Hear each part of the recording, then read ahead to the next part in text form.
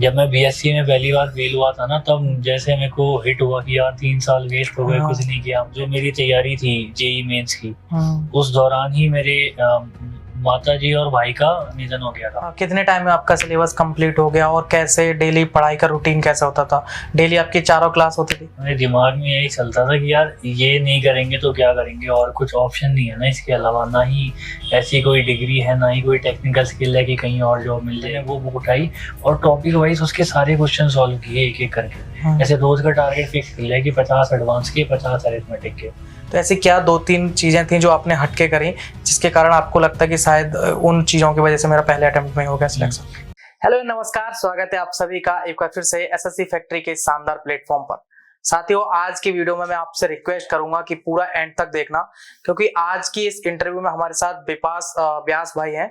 इनका SSC CGL 2023 प्रथम प्रयास था और प्रथम प्रयास में इन्होंने एएसओ इन सीएसएस की जो पोस्ट होती है उसको हासिल किया और इनकी जर्नी बहुत ही संघर्षपूर्ण रही है।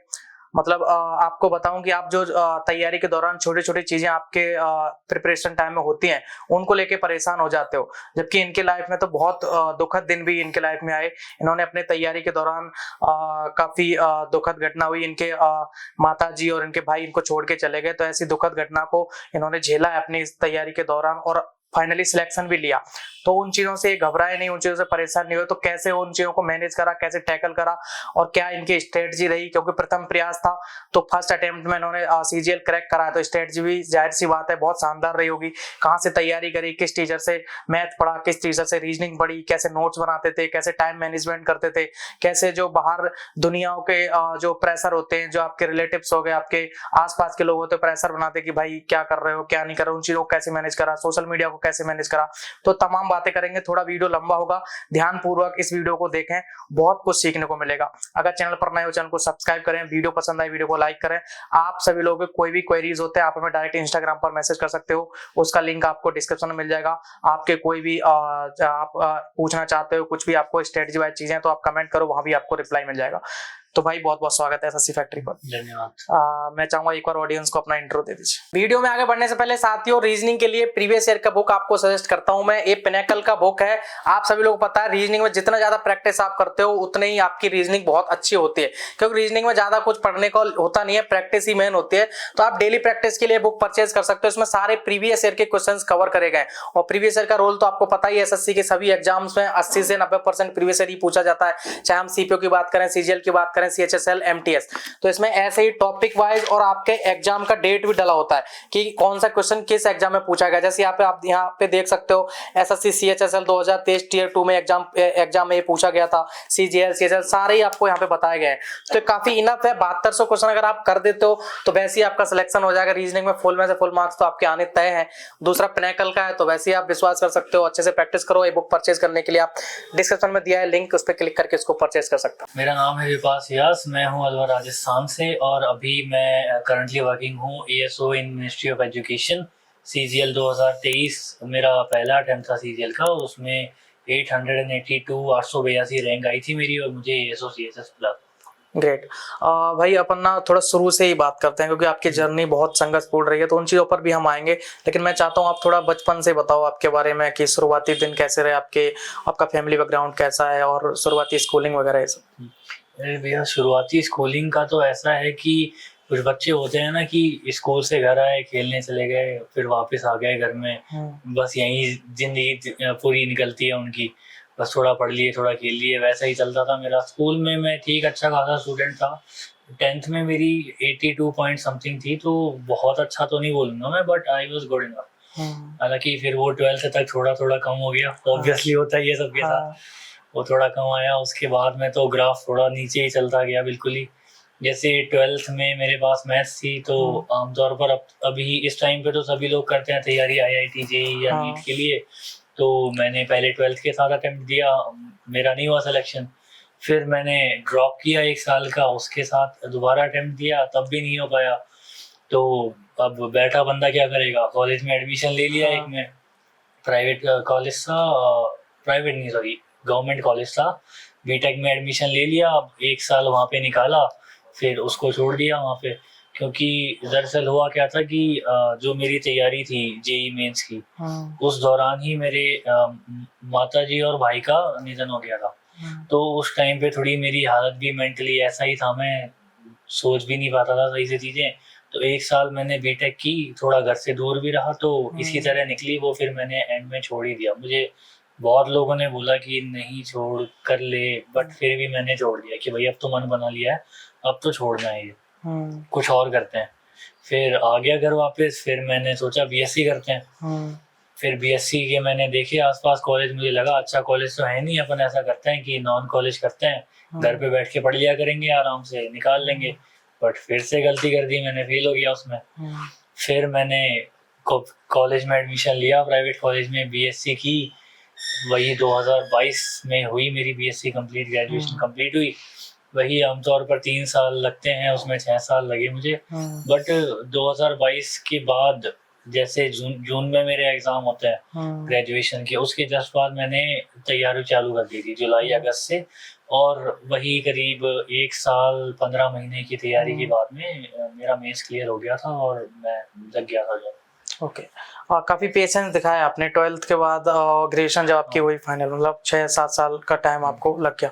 तो उस दौरान के बारे में थोड़ा बताओ कि कैसे आपका फैमिली प्रेशर होता है ना, एक क्या बीएससी कर बीटेक कर रहे, पहले आईआईटी की तैयारी कर रहे हो, वो नहीं हो रहा, फिर आपने बीटेक लिया, वो भी छोड़ दिया, फिर बीएससी करने चले गए। तो उस दौरान क्या आपका मतलब रिश्तेदार हो गए, आपके आस पड़ोस के लोग कुछ बोलते थे, वो कैसा समय मतलब बीता वो? अभी जैसे आईआईटी की मैंने तैयारी की थी, उस टाइम पे सिलेक्शन नहीं हुआ मेरा, तो मुझे ज्यादा किसी ने कुछ बोला नहीं। वो ऑब्वियस ही था, सबको पता था कि इतना लॉस हुआ है बंदे का, तो कैसे ही पढ़ाई कर पाएगा। बट फिर मुझे बीटेक के लिए कॉलेज मिल गया, और मैं ये नहीं बोलूँगा बहुत अच्छा कॉलेज था वो, but it was a decent college. But फिर जब मैंने वो कॉलेज छोड़ा ना, तब मुझे करीब हर बंदे ने यही बोला कि तू गलत कर रहा है काम। बट ऑनेस्टली मैंने ध्यान बिल्कुल ही नहीं दिया, ये मेरी शुरू से आदत रही है, मैं इग्नोर ही कर देता हूँ ज़्यादातर। मेरे सर के ऊपर से चली जाती हैं चीज़ें। तब लोगों ने बहुत बोला था कि तुम गलत कर रहे हो, तुमको ये करना नहीं चाहिए। रिश्तेदारों के कॉल आते थे मेरे पास, 15-20 मिनट बैठ के समझाते थे वो कि नहीं भाई ऐसा मत करो, कर लो बीटेक, अच्छी चीज़ है। मैंने कहा नहीं भाई, मैंने मन बना लिया, अब मैं छोड़ूंगा और घर पे आके करूँगा जो भी। अब इसके बाद मैं फेल भी हो गया दोबारा, तो और उनको वैलिडेशन मिल गया उससे, ये तो कुछ नहीं कर सकता बस। फिर बट वही है, फिर आना जाना मैंने कम ही कर दिया उसी हिसाब से कि छोड़ो, घर पे मजे से रहो। बट वही है, अब जब सिलेक्शन हो गया ना, तब कोई बुराई नहीं करता, वो सारी गलतियां माफ हो जाती हैं बस एंड में, एक सक्सेस के बाद में। बट उस खुद को तो स्ट्रगल करना ही पड़ता है उस टाइम पे बहुत ज्यादा। जैसे मैं बताऊं, जब मैं बीएससी में पहली बार फेल हुआ था ना, तब जैसे मेरे को हिट हुआ कि यार 3 साल वेस्ट हो गए, कुछ नहीं किया हमने। मैं एग्ज़ाम देने गया था, मेरे को अभी भी इंसिडेंट याद है। मैं बीएससी का फर्स्ट ईयर का एग्ज़ाम देने गया था, वहाँ पे मुझे मेरा दोस्त मिला था एग्ज़ाम से बाहर निकलते हुए, फाइनल ईयर का एग्ज़ाम दे के। उसके बाद जब मैं आया और मेरे को पता लगा यार फेल हो गया मैं, तो तब मतलब बहुत ही मुश्किल से गुजरा वो कुछ दिनों का टाइम, बट ठीक है, कर लिया बाउंस बैक। चलिए अब तैयारी की थोड़ी बात करते हैं। कैसे तैयारी शुरू कैसे हुई, उस दौरान आपके साथ कौन था, कौन मोटिवेट कर रहा था, कहाँ से गाइडेंस मिली आपको, और कैसे प्रिपरेशन स्टार्ट हुई एसएससी सीजीएल की? हाँ, गाइडेंस का ऐसा है कि ज़्यादा दोस्त वगैरह थे नहीं मेरे, इतना कोई सोर्स था नहीं अच्छा। बट मेरा एक दोस्त था विशाल, अभी मैं रहता भी उसके साथ ही, दोनों साथ ही रहते हैं हम। उसके बड़े भैया ने मुझे बताया था कि यार तेरे को तैयारी करनी है तो ऐसे ऐसे टीचर्स हैं कुछ, उनका कोर्स देख ले। तो मैं गया यूट्यूब पे, मैंने देखा उनके वीडियोस, मुझे जो अच्छे लगे मैंने ले लिया। मुझे करियर बिल की टीम अच्छी लगी, राकेश यादव सर का मैंने बैच लिया लाइव, और पीयूष वैष्णव सर की क्लासेस ली, जयदीप सर की क्लासेस ली, और अभिषेक सर एंड टीम का जीएस का बैच होता है, मतलब पूरा मैंने वहीं से ले लिया था, कंप्लीट बैच उनका। हाँ, कंप्लीट वहीं से लिया था। और उसमें मैंने एक चीज़ पे ध्यान दिया, और मैं अब ये भी देखता हूँ कि लोग उस चीज़ को काफ़ी इग्नोर करते हैं कि जब वो सिलेबस स्टार्ट करते हैं ना, क्लासेस 6-7 महीने चलते हैं, उसको वो लाइटली ले लेते हैं थोड़ा, जबकि वही मेरे हिसाब से सबसे क्रूशियल पार्ट होता है। उस टाइम पे अगर तुम टीचर के हिसाब से नहीं चल रहे ना, तो तुम गलती कर रहे हो। मैंने बस यही किया था कि जो टीचर ने बोला है वो करना है बस, बहुत ज़्यादा मैंने मुझसे दिमाग लगाया ही नहीं। ओके। कितने टाइम में आपका सिलेबस कंप्लीट हो गया, और कैसे डेली पढ़ाई का रूटीन कैसा होता था? डेली आपकी 4 क्लास होती थी? हाँ, डेली मेरी 4 क्लास ही होती थी, बट वही था जीके की मैं नहीं ले पाता था, तो 1 या 2 क्लास लेता था, बाकी तीनों लाइव और जीके रिकॉर्डेड। लेकिन रिकॉर्डेड भी मैंने टाइम फिक्स कर रखा था कि एक अगर जैसे रात को 9 बजे क्लास लेनी है तो 9 बजे ही लेनी है। ओके। हम चाहे कुछ ही हो जाए, हम जैसे मान लो सुबह उठ के आधा घंटा वो क्या पढ़नी है तो पढ़नी ही है। वो कभी मिस नहीं हुई। आई थिंक मेरी एग्जाम मैंने तैयारी चालू की उससे लेकर एग्जाम जब तक हुआ तब तक आई डोंट थिंक एक भी दिन गया होगा मेरा बिना वो कैब का। अच्छा, ये लाइव बैच और रिकॉर्डेड बैच क्या इसमें जैसे बोलते बहुत सारे कि लाइव बैच में बहुत ज़्यादा टाइम वेस्ट होता है, रिकॉर्डेड कोर्स ले लो, रिकॉर्डेड को बहुत ज़्यादा प्रमोट करते हैं लोग, तो उसमें आपको क्या डिफरेंस दिखा, आपका क्या मतलब है ओपिनियन? मुझे तो लगता है जैसे जो लोग नया है ना तैयारी में उनको लाइव ही लेना चाहिए। क्योंकि कई बार ना क्या होता है कि टीचर पढ़ाता है हमको इस हिसाब से कि लंबे टाइम तक रिटेन कर पाए हम उसको, लेकिन हम सोचते हैं यार सिंपल सी चीज है 1.5x पे लगा लो 2x पे लगा के चलने दो, तब वो एट दैट टाइम तो रिटेन हो जाता है, बट लॉन्ग रन में वो सही नहीं रहता है। और एक डिसिप्लिन की भी बात होती है कि नया नया बंदा खुद से तो पढ़ नहीं पाएगा, 8 बजे उठ के बैठ नहीं पाएगा, टीचर अगर लाइव उठा रहा है उसको तो वो पढ़ भी लेगा। आपने लाइब्रेरी ज्वाइन करी थी, घर पे पढ़ रहे थे? नहीं, मैं घर पे ही पढ़ा था। मैंने आई थिंक प्री से 1-2 महीने पहले लाइब्रेरी ज्वाइन की थी बस। वो भी इसलिए क्योंकि कुछ था ही नहीं क्लासेस देखने के लिए, सेल्फ स्टडी ज्यादा करनी पड़ती थी, तो that's why I joined library. Okay, चलिए अभी आपकी प्रॉपर स्ट्रेटजी पे हम बात करेंगे, सब्जेक्ट वाइज कैसे स्ट्रेटजी आपने बनाई और अलग से क्या क्या रिसोर्सेस आपने और यूज करे। जैसे एक टीचर तो पढ़ा ही रहे, उनके नोट्स थे ही, अलग से और भी चीजें आपने यूज करी। उससे पहले ये बताओ कि इतना कुछ आपकी लाइफ में घटा पहले, है ना, फिर आप तैयारी में आए, तो आपने आपको शांत कैसे रखा इस तैयारी में? ये बहुत बड़ी बात होती है, बहुत चीजें दिमाग में चलती हैं, ऐसा पिछली चीजें बहुत आगे की करियर को लेके, है ना, और आप पहले फेलियर इतना झेल चुके हो, तो सब कैसे अपने आप को शांत करके प्रॉपर कैसे कंस्टेंटली आपने पढ़ाई करी, उसके बारे में थोड़ा बताओ। उसके बारे में तो यही था कि मेरे दिमाग में यही चलता था कि यार ये नहीं करेंगे तो क्या करेंगे, और कुछ ऑप्शन नहीं है ना इसके अलावा, ना ही ऐसी कोई डिग्री है, ना ही कोई टेक्निकल स्किल है कि कहीं और जॉब मिल जाएगी, और ये नहीं करोगे तो कहाँ पे जाओगे, यही है ऑप्शन एक, इसी में बेस्ट दे सकते हैं। और मेरा ये भी था कि 100% देना है अपना, भले एग्जाम में सिलेक्शन हो या ना हो, बट पेपर के बाद ये ना रहे कि यार थोड़ा और पढ़ लेता तो सिलेक्शन हो जाता, बाद में पछताना ना पड़े। हाँ, बाद में पछताना ना पड़े, बस सिलेक्शन होना ना होना वो किस्मत की बात है, बट पछताना ना पड़े बाद में। ओके, चलिए अभी जैसे बात करते हैं आपके नोट्स वगैरह आपने कैसे बनाए और क्या पूरा प्रॉपर स्ट्रेटजी बनाई, तो मैथ से शुरू करते हैं ना, क्योंकि मैथ का भी वेटेज बहुत ज्यादा होता है। तो मैथ के बारे में, मतलब मैथ की तैयारी कैसे करी प्रॉपर आपने?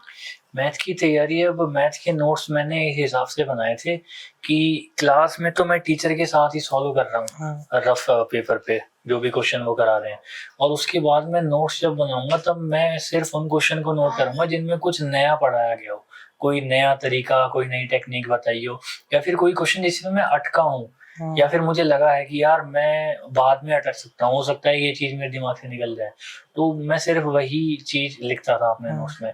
इसी वजह से काफी शॉर्ट एंड स्वीट नोट बन जाते थे वो।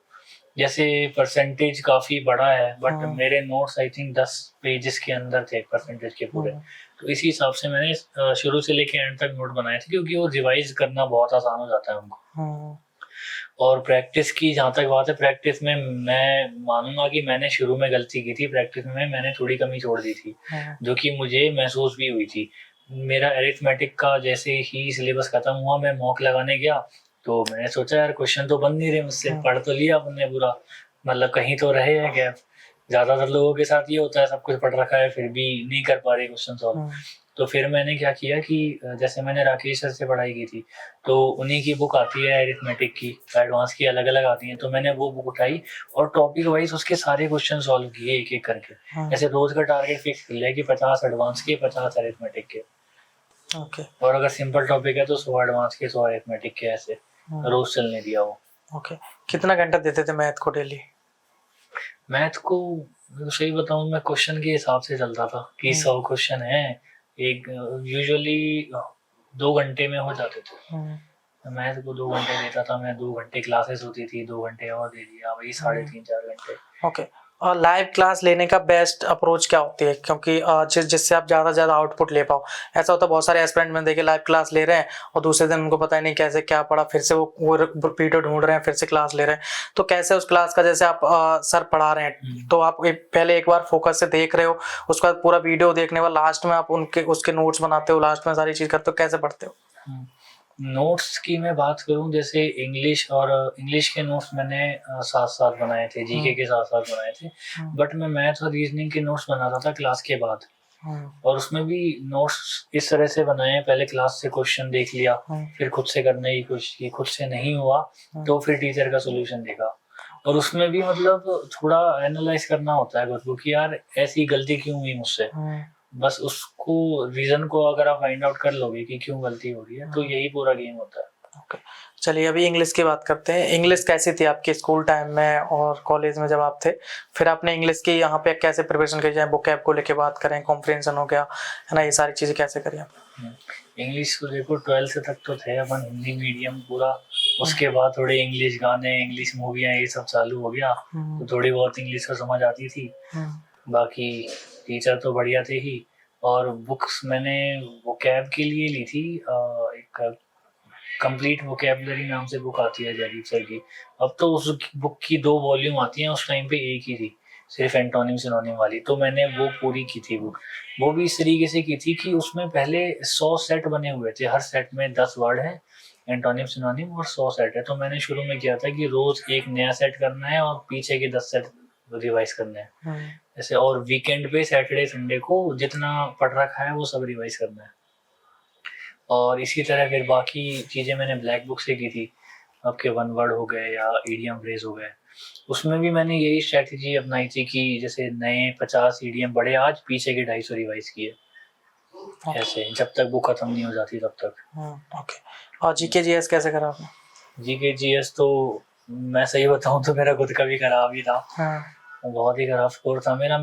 मुझे पता है मैंने गलती क्या करी कि मैं शुरू में कोर्स खत्म करने में लगा रहा, क्लासेस निपटाने में लगा रहा कि चलो क्लास खत्म कर लेते हैं, फिर प्रैक्टिस करते रहेंगे। बट शुरू में ही क्लास के साथ साथ ही उसके क्वेश्चन की प्रैक्टिस करना जरूरी हो जाता है, बहुत रिवीजन करना शुरू में बहुत ज़्यादा। जैसे आप मेरे तो हालांकि कम नंबर आए थे काफ़ी, जीके में 31 थे केवल, उसके लिए भी मैंने बहुत बार रिवाइज किया पूरे नोट्स को। आई थिंक 20 से 25 बार रिवाइज किया होगा मैंने।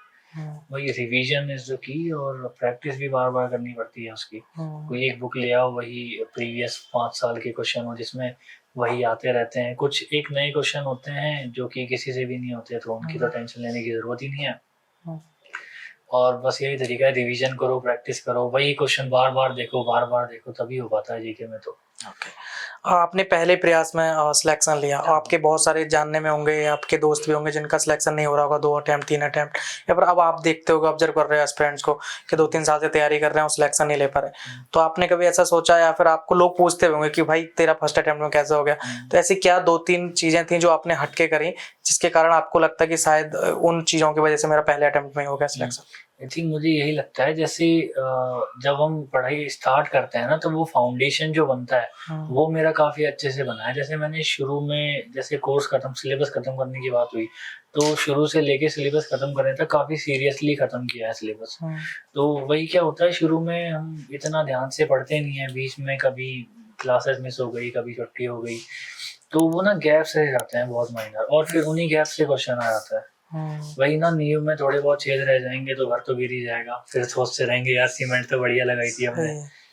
बट वही होता है, तो बेस मजबूत करना। हाँ, बेस मजबूत करना चाहिए। बेस में थोड़ी बहुत चीजें रह जाती हैं, फिर उसी में लोग यही बोलते हैं कि यार पढ़ सब कुछ रखा है हमने, बट क्वेश्चन क्यों नहीं हो पा रहे।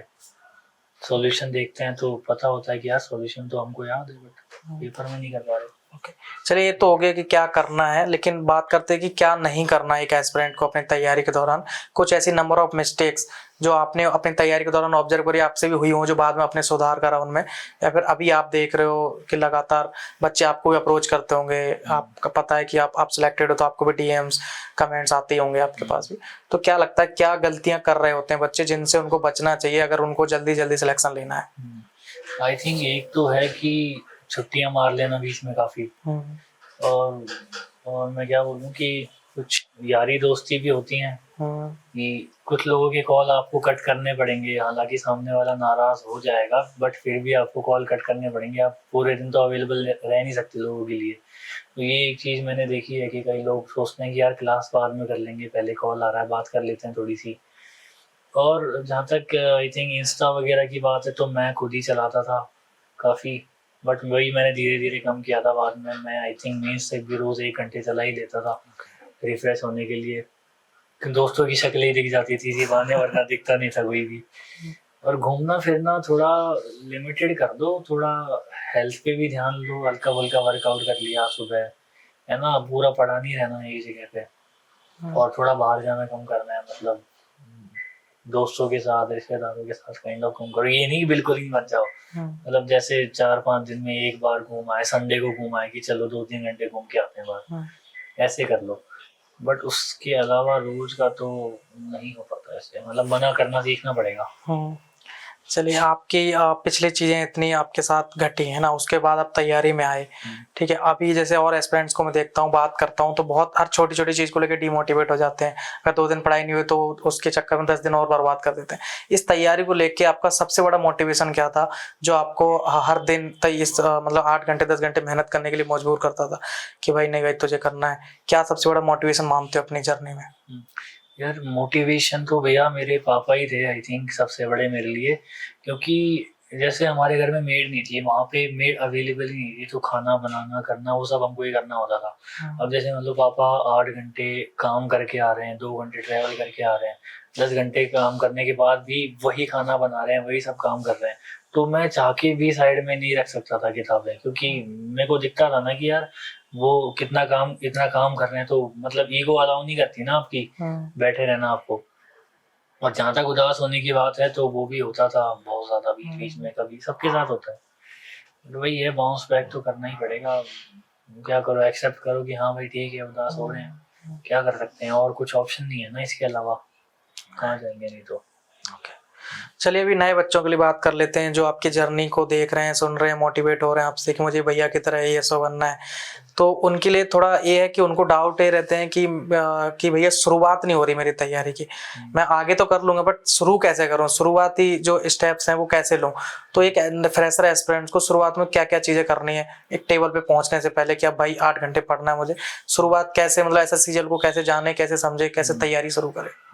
आई थिंक सबसे पहले तो पेपर को जानना चाहिए कि एसएससी है क्या, क्या क्या जॉब्स मिलती हैं, क्या क्या पोस्ट मिलती हैं। इससे यूट्यूब पे बहुत सारे वीडियोस हैं, कोई से भी देख लो, कहीं से भी चालू कर दो, फिर देखो कि भाई क्या क्या आता है इसमें, ठीक है। और उसके बाद में ना आप गूगल पे डालो कि बेस्ट मैथ टीचर, 4 टीचर के नाम आ जाएंगे, उन सबकी यूट्यूब वीडियोस देख लो, जो अच्छा लगे उसको फाइनल कर लो। फिर ऐसे ही इंग्लिश में करो, रीजनिंग में करो, जीके में करो। फिर उसके बाद उन्हीं टीचर के पास से बैच लो और एक ही टीचर के पास पढ़ो, क्योंकि अगर गूगल सर्च में वो टीचर ऊपर दिख रहे हैं तो मतलब वो टीचर अच्छे हैं बहुत। उसके बाद एक ही टीचर के साथ डिवोट होके रहना है एंड तक। ये नहीं कि कुछ दिन एक के पास पढ़े फिर सोचा यार दूसरे के पास चलते हैं वो अच्छा है, कि भाई क्या बोलते हैं राकेश यादव स्लो पढ़ाते हैं, गगन प्रताप के पास चलते हैं, नहीं यार अब मजा नहीं आ रहा, वो ज्यादा तेज पढ़ा रहे हैं, अभी तीसरे टीचर के पास चलते हैं, आदित्य रंजन बढ़िया पढ़ाते हैं। तो ऐसे तो नहीं चलेगा काम। बट शुरू में यही है कि आप थोड़ा रिसर्च करो अच्छे से, यूट्यूब पे फ्री रिसोर्सेस हैं काफ़ी, क्लासेस लो, सोच समझ के फाइनल करो कि हाँ यार ये मेरा गाइड होगा। और बस फिर तो एक बार आप अच्छे इंसान के साथ जुड़ गए, गाइड मिल गया आपको अच्छा, then it's no problem at all. Okay, चलिए, once again thank you so much, आप आए, अपने अपना कीमती समय दिया, बहुत कुछ सीखने को मिला आपसे, बहुत मोटिवेशन मिला आपकी जर्नी से। साथियों, आपको भी बहुत कुछ सीखे होंगे आप इस वीडियो से, बहुत कुछ समझे होंगे, ESO के बारे में आपको पता चला, स्ट्रेटजी के बारे में, और मोटिवेशन तो बहुत मिला होगा कि भाई ने कितना संघर्ष करा है यहाँ तक आने के लिए। आप अपनी तैयारी में छोटी छोटी चीज़ों को लेकर परेशान हो जाते हो, छोटी छोटी बातों को लेकर परेशान हो जाते हो, दोस्तों से झगड़े हो गए, लड़ाई हो गई, उनसे ही रूठे बैठे, आप 15-20 दिन आपने गवा दिए, अभी दिवाली आ रही है उसमें 15 दिन की छुट्टी ले रहे हो, घर पे चले जाओगे, किसी के मेंस हो रहे हैं वो बर्बाद कर दोगे समय। तो डेडिकेटली आपको 6 महीने 1 साल प्रॉपर देना होगा, पहले सिलेबस कंप्लीट करो, उसके बाद प्रैक्टिस करनी है जम के, तब आपका स्कोर इंप्रूव होगा। बहुत सारे बच्चे देखता हूं मैं कि उनका सिलेबस ही कंप्लीट नहीं हो रहा, 20 दिन सीरियस पढ़ाई करते हैं, फिर वो उनका 20 दिन छूट जाते हैं, फिर वो शुरू से परसेंटेज को लेकर बैठ जाते हैं। तो ऐसा नहीं करना है, अगर तैयारी कर रहे हो प्रॉपर सीरियस डेडिकेट होके एक बार स्ट्रेटजी बनाओ, प्रॉपर तैयारी में जुट जाओ। यहाँ तक video, thank you so much, bye bye and take care.